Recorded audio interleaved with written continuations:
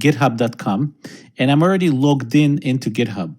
So the first thing we're going to do is we're going to go over how to create your own repository on GitHub, and then how to turn that repository into something you could store your code and your website code in, and then have that same repository turn around and host your website for you. As part of this demonstration, I'm obviously going to use some git commands in order to commit, in order to save, and in order to upload our code that is locally in our machine to github.com. Now, I highly encourage you to actually learn Git pretty in depth. I'm not going to have a whole course here in just a lecture or so on Git. I will, however, give you enough of the commands so you'll be able to be functional. But I would very highly encourage you to go and read at least through the branches chapter of the Git book. And the way you could do that is it's free online. You could just say Git book. If you say Git book, the very first thing that should come up is this Git book link. And this is a book that if you wanted to actually, you could get as a PDF, or you could read the entire thing online. And I strongly suggest that you read the first 3 chapters. It's really not that complicated. But for our purposes, as long as you know the commands that I'm going to give you, you should be okay. But if you want to become a full stack developer or even just a front-end developer, you should definitely try to learn Git and its basic commands. Okay, so I am in my account right now. This is my YHiken, that's my account. And probably you're going to see something very similar, but you probably aren't going to have as many things going on possibly in your GitHub account.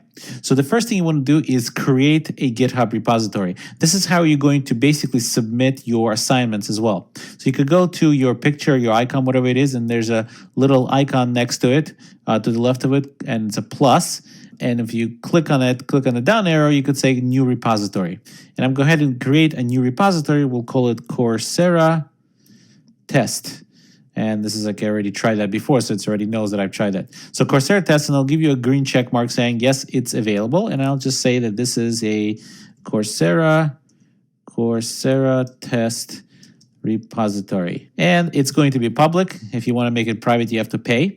We're not going to want to pay, so we're going to just leave it public, and we'll go ahead and initialize it with a README file, always a good idea. And all you have to do now is click Create Repository. Let's go ahead and do that. And voila, I have my own repository ready to go. So once I have this repository, I can start interacting with it not only online here, but also through my command line prompt and upload code to this repository. But before we do any of that, let's prepare this repository to host our actual website to the outside world.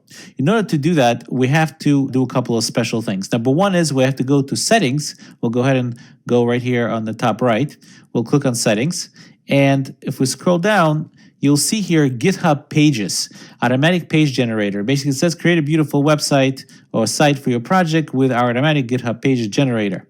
Okay, so all you really have to do is click this button, Launch Automatic Page Generator. And it doesn't really matter what this says. You could certainly customize that later. You could scroll down all the way down and say Continue to Layouts. And by default, it's going to give you this pretty neat layout, actually. And you don't have to even check it out. You could just click Publish Page.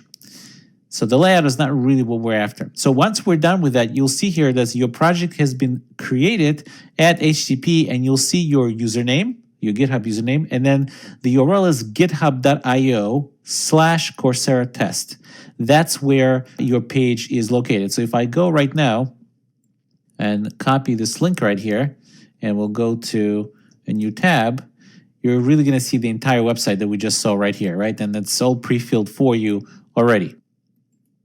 Now, this link will not always stay here. If you refresh the browser, it's gone. So how do you, if you forget where that link is, where do you find it? Well, you go back to settings and you scroll down, and under GitHub Pages, you'll see that link again. You could actually click it, open it up, and there it is again.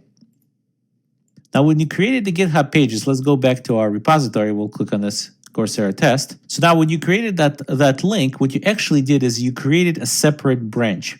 Now, I'm not going to go into, again, the explanation, a whole big explanation about branches, but the bottom line is the way Git works is it can have several branches, like several parallel streams almost, of the same repository, of the same kind of database of your code. So the way you see what branches you have is right here, branch. And right now it says it's master. If you click on it, you'll see that there's another branch here that actually wasn't there before. If we opened up before, we would have seen only master. But now there's another one called GH Pages.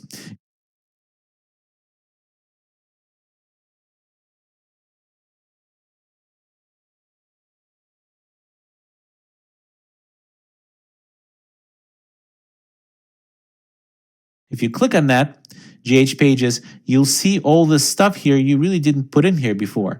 Well, this stuff is that website that was created for you. So that index.html is that big page with a giant green banner that you've seen. So now, if you're an advanced GitHub user, feel free to use whatever branch you want and then go ahead and merge your stuff into the gh-pages branch. But just know that whatever is in gh-pages branch, that's the only thing that's going to show up on that special link that you created. Nothing in the master, nothing in the other branches will actually show up. So for the beginners, what I would suggest doing is that you should always use just GH pages and commit everything there. But just remember that the base directory is that website that got created. So if I were you, I'll probably create a subfolder and put everything into that subfolder and leave this front page alone. Or if you want, you could wipe the whole thing out and just create your own page here, right here in the root folder. But for now, it's time to go ahead and take this repository and bring it down to our local machine. Well, the way we could do that is we have this right here, this URL. This URL actually points to our repository. You can see it has Coursera test.git. And we could copy this URL by just simply clicking this link. We'll go ahead and open the terminal. So now what we'll do is we'll say git clone. Clone is the command to actually take the repository that is somewhere remotely and just provide the URL to that repository. And you can see we're done. If we do ls now, you'll see that I have Coursera test. That is our repository right there. Let's go ahead and cd into it. And you'll see that the only thing there, it's readme. Okay, so really what's going on is if you do git status, you'll see that we are on branch master and nothing really is right now changed. The thing is though, we don't really want to be on branch master. Again, unless you're a more advanced user, we really want to be on the branch GH pages. And the way you could do that is to say git checkout GH pages. And when we do that, now we say git status, we're going to be on GH pages. And if you do ls, you'll see all that index.html, that params.json and style sheets folder. It's all there from, if you switch back to the browser, it's all right here in that branch. So now we have a couple of choices. If we want, we could just go ahead and wipe out this whole thing and we'll basically wipe out that auto-generated website, or we could leave it alone and just basically make a directory, and then call it, let's say, site, and cd into that site directory, and there's nothing there. Great. So now we could go ahead and open up Sublime Text, and we'll save this page right here. We'll go ahead and save this page to our Coursera test, and site. We'll save it and call it index.html. And we could quickly do HTML and do control space for a quick little template. We'll say hello Coursera, and we'll have h1 here. Also say hello Coursera. Okay, so we have a very quick page. We saved it. Let's go back to our terminal. We'll do ls, and we see this index.html.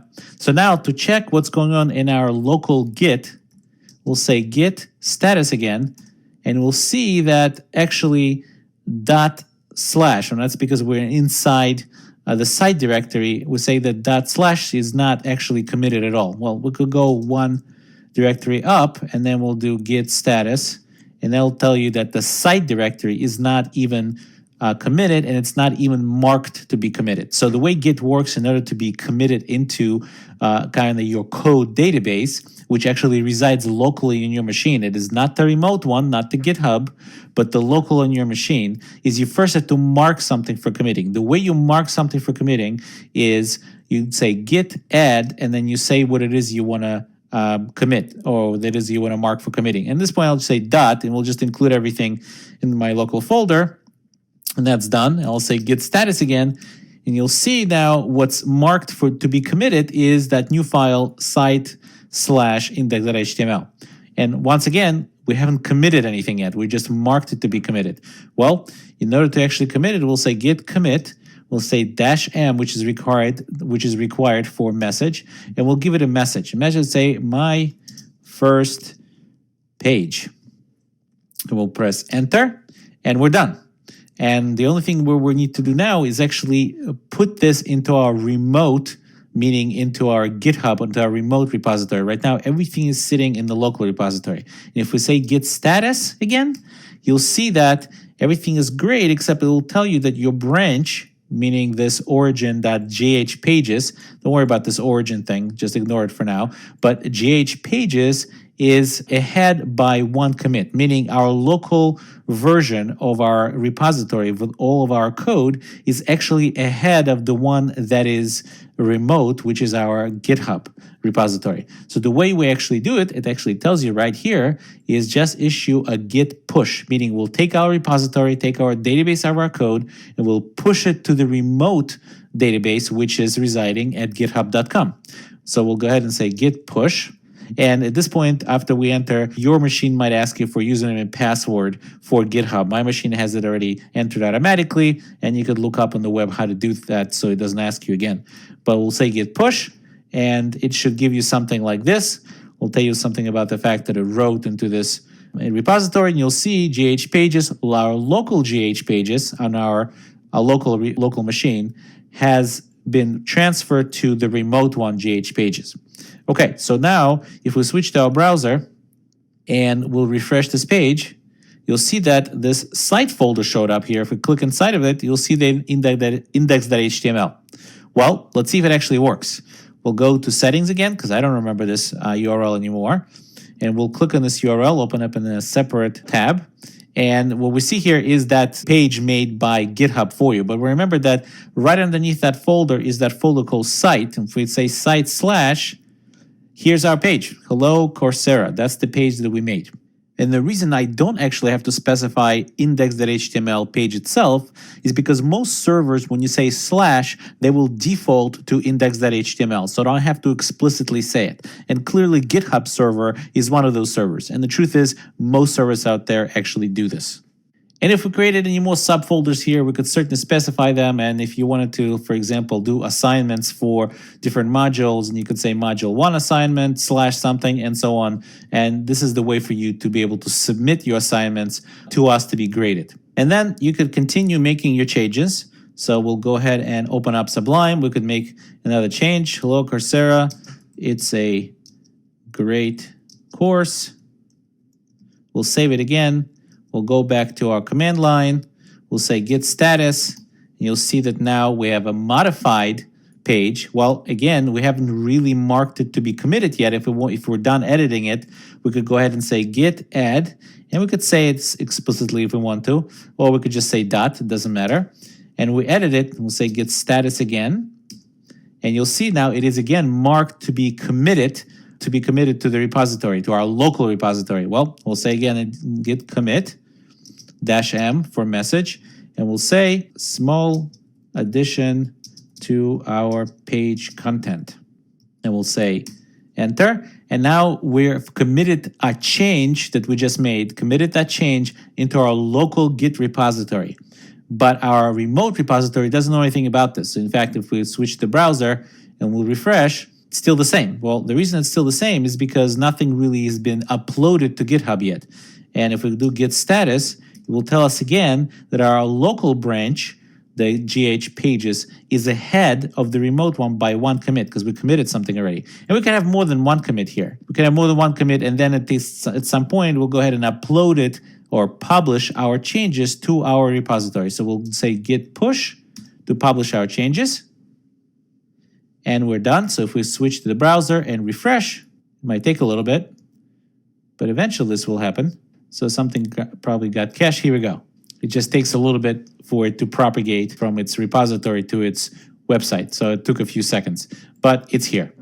Okay, so there's clearly many other commands that you could use. For example, you could use git pull if somebody else changed your repository. Let's say you're collaborating with somebody and somebody updated something in the remote repository in the GitHub and you want to get those changes to your local machine, you'll say git space pull and so on. And again, I encourage you to go through the first couple of 2-3 chapters of the book, and it's definitely very helpful for you to understand what's really going on with Git. However, the commands I gave you should be good enough to be able to publish your code to GitHub and at the same time publish it to GitHub pages so they could be visible to the whole world and to the rest of your peers to be able to be graded.